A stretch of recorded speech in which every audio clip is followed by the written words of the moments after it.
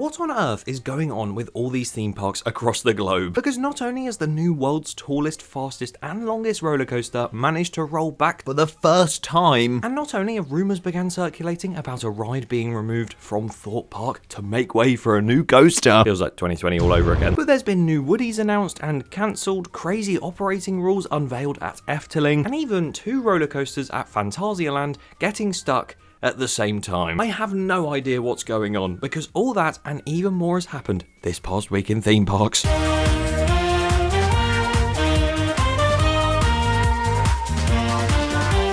Yes, welcome back to the series that has intro music so good it will make you dance like this past week in theme parks, where we take a look at the news in the past 7 days at theme parks. And as said, so much has happened, so be sure to watch till the end so you don't miss any of this crazy news. And be sure to subscribe to the channel as well if you haven't already. We're closing in on 150,000 subscribers now, so any support towards that goal would be greatly appreciated. Oh, and my merch is still available to order if you would like to. Link in the description. But either way, let's begin with the news. And because there is so much of it, like I've mentioned about 1,000,000 times now, there's only one way we can get through all of it as quick as possible. It's time for the quickfire news segment. Please don't jam. Let's go! And we come down into the USA to discuss the news going on there, because it's pretty crazy. Where first of all, at Universal Studios Hollywood, Forbidden Journey in the Harry Potter land has had markings appear in the extended queue line for it that has barely been used, because otherwise they're just going to remove the queue line and then there will be no Harry Potter land. But that's very interesting because we don't know what that is for, as we don't know what the markings at Six Flags Fiesta Texas are for either, because they have this huge plot of land which has had these markings appear on it for an unknown ride which we know nothing about. That's why I called it an unknown ride. Anyway, but I'd be interested to see what happens with that, and also what happens with Six Flags in general, but we'll get onto that in just a moment. As Disneyland in Anaheim, the most magical place on earth, has had its lovely monorails completely lose power and get stuck, in which someone who was riding the monorail at the time thought it'd be a good idea to open the hatch at the top of the monorail and climb out and stand on the top of it. What an idiot you are. But also at Disney on Tiana's Bayou Adventure, this happened. That's terrifying. They'll hire a security guard at night to keep an eye on those animatronics and he'll be like... Not a very good week for Disney in the US, but a good week for Busch Gardens. Because last week I reported that Busch Gardens Tampa Bay SheiKra, their huge dive coaster, had the water back. Oh, it's amazing, isn't it? This is a photo a mere week later. It's either routine maintenance or the park is severely going downhill. And I'd be more inclined to believe the second one. But we're not going downhill with this next story, we're going uphill with the lift hill of Flying Fox that has now arrived on site at Kentucky Kingdom. Looking forward to following the construction on that, as I am with Tormenta Rampaging run at Six Flags over Texas. It wouldn't be a This Past Week in Theme Parks episode without a mention of this coaster. Feels like the Wrath of Rakshasa of 2026. But the first inversion has continuously gone up since last week. Dipping down quickly to Six Flags Mexico, where Speedway Stunt Coaster has finally had an opening date announced for the 31st of January, very soon. That's solid. Tell you what is the opposite of solid, because it's been destroyed, so technically it doesn't exist and it's gas. Magic Flyer at Six Flags Magic Mountain, this tiny little kit, no. This huge thrill ride that closed on the 5th of January and is being removed from the park, and they managed to remove it in, I think, record time, because earlier this year we had Alton Towers who put up their kids coaster very quickly, could set the world record for that. Well, we've just had one for the fastest removal, supposedly taking 45 minutes to remove that coaster. God, 45 minutes to get rid of a big ride like that. It takes us about 8 years to get rid of one flat ride in this country. What are we doing wrong, guys? But physical groundwork like that isn't the only thing that Six Flags have been doing, because in the past week, in theme parks, they've actually made a lot of strange trademarks, and this is where we're going to slow down a little bit before picking up speed again. Because first up, Six Flags have trademarked the name Phantom Spire for a brand new ride or roller coaster. At first I was thinking, Phantom Spire, that sounds really odd, where would that go? And then there was only one place I think it could go. The King Dakar replacement, looking to be that max spinning coaster that's going to go up a huge spire, slow down and come all the way back down. So I would imagine that's probably what the name of that coaster is going to be. To go from King Dakar to Phantom Spire, Is phantoms supposed to not, like, haunt things? Is this a metaphor for Six Flags saying that they are haunted by all the hate they got when Kingda Ka was removed, and it will forever haunt that location in the park? I wonder what roller coasters would do if they were ghosts. That's getting really off topic. But that is not the only thing being trademarked by Six Flags or in a Six Flags park, because a group called Enchanted Parks Holdings LLC has filed applications for several trademarks that include the names of current Six Flags or Cedar Fair theme parks and water parks. So if you look at this list here, you've got like Six Flags St. Louis that's changed into Enchanted Park St. Louis, and Michigan Adventure that's changed into, you get the point. All of these are very interesting to see, and it makes me think that they're either being sold off to whoever Enchanted Parks is, or that they're going to start a separate spin-off type park name, Enchanted Parks, and make that the name of a select few of their theme parks. I have no idea. Yeah, it's going to be an interesting year for Six Flags. But now we need to travel to Asia, and my new mode of transport to that place is quite simple. Walking. Where first of all we have Legoland Shenzhen in China. I didn't even know this was a thing. They appear to be building 2 junior coasters, one of which, as you can see, is a B&M invert, and the other appears to be a launched B&M wing coaster. I seriously have no idea why Merlin love B&M junior coasters so much at the minute, but the start of that wing coaster does look a lot like Rapterra, just a lot smaller.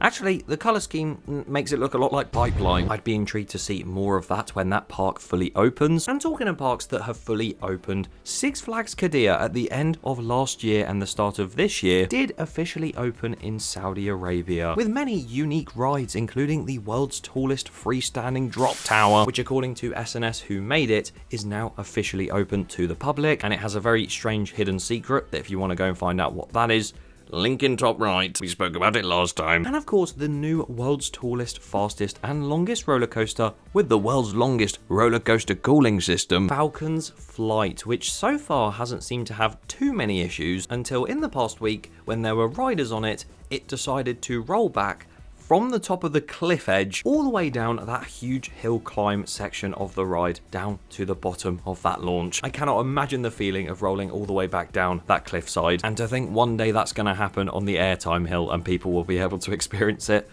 Mental. This does lead me nicely onto Europe, because there was also a roller coaster or two there that rolled back and got stuck at pretty much the exact same time. But before I talk about that, you might be able to see an emblem on my chest for Disney.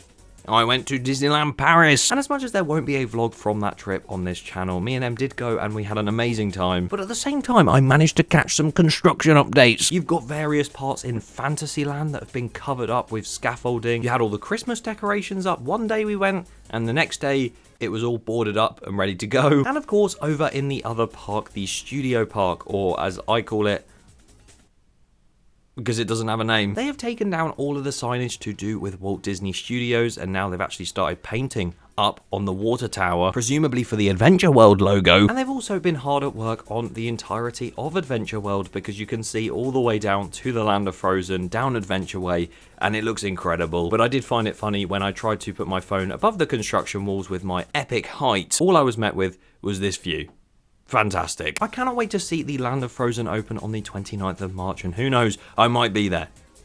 Elsewhere in Europe, there was a roller coaster or two that managed to stall and get stuck because of the cold weather, that being Phantasialand, because Taron and Rake, in the exact same area and around the same time, both were running and testing in the cold weather and managed to stall in a valley where it shouldn't. And both those rides did shut for a matter of days, although we know how good Phantasialand are with their operations, because I believe both are back up and running now. Let's just hope that if it does get colder, they don't try and run it again and it gets stuck again. Over in Spain, the Dragon Khan RETRACK at Portaventura has now officially started, with brand new images being shown of the track being removed for that vertical loop. Parc Festyland in France have had their brand new track arrive for their new Vekoma Boomerang opening this year. That looks very nice and shiny and purpley pink colour. Jetline at Grona in Sweden of course suffered a huge accident a few years back, having since been closed and now has been fully removed from the park. But before I head to the United Kingdom, there are two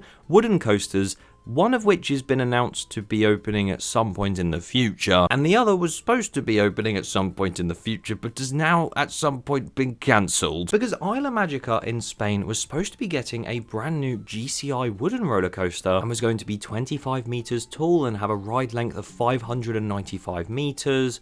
It's not happening. Supposedly because of the construction difficulties they had at the start of that project, they tried it and it just didn't work, but they are now considering other options for 2027. But it's not all bad news for brand new wooden coasters, because as said, one has been confirmed to now be happening. Over in Italy at Magicland, they are going to be getting a brand new Gravity Group wooden coaster in 2027, and it's said to have a modern engineered timber structure that offers a smoother and more dynamic ride whilst maintaining the authentic charm of traditional woodies. And somehow it's actually going to be the first wooden roller coaster in Italy, which is bonkers, but I'm really happy for them that they are getting that. And a very good way for us to segue over to the UK as well is through a brand new ride that's coming to France at Walligator Southwest, because they posted this image right here, like a Christmas present to everyone. Look, our new attraction for 2026.